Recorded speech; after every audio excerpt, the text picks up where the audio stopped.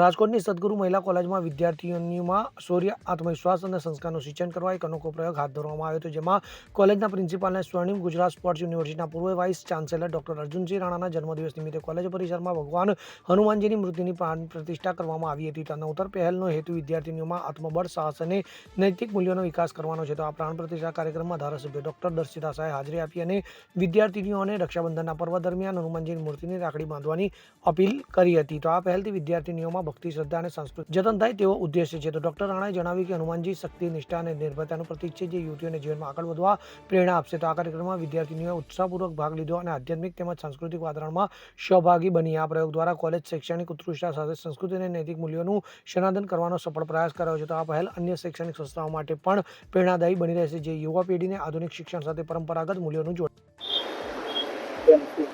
નવો પ્રયાસ કોલેજ દ્વારા કરવામાં આવ્યો છે. હનુમાન દાદાના મૂર્તિ લગાડવામાં આવી છે, સ્થાપના કરવામાં આવી છે, ખાસ તો સેફટી માટે. આજે અહીંયા કુંડલિયા કોલેજ ખાતે ડૉક્ટર અર્જુનસિંહ રાણા, જે કુંડલિયા કોલેજના ટ્રસ્ટી પણ છે અને આચાર્ય પણ છે અને સ્પોર્ટ્સ યુનિવર્સિટીના, સૌરાષ્ટ્ર યુનિવર્સિટીના વાઇસ ચાન્સેલર છે. સૌપ્રથમ તો એમના જન્મદિવસ નિમિત્તે એમને ખૂબ ખૂબ શુભેચ્છા અને અભિનંદન આપું છું.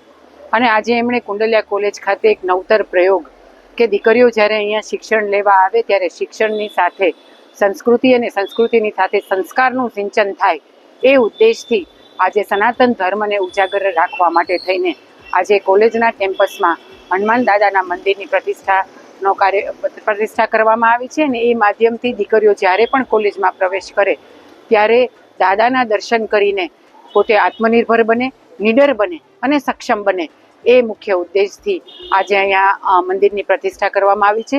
હું આદરણીય શ્રી ડૉક્ટર અર્જુનસિંહ રાણાને આ એમના નવતર પ્રયોગ બદલ ખૂબ ખૂબ અભિનંદન સાથે શુભેચ્છા પાઠવું છું.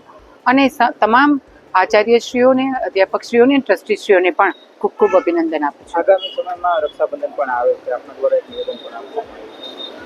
આગામી સમયમાં રક્ષાબંધન આવી રહી છે ત્યારે તમામ દીકરીઓને એ વિનંતી કરવામાં આવી છે કે આપ તમામ દીકરીઓ હવે એક સશક્ત નારી છો, આવતીકાલે સમાજની સશક્ત નારી છો, ત્યારે નિડર બનીને સશક્ત અને શિક્ષિત બનો.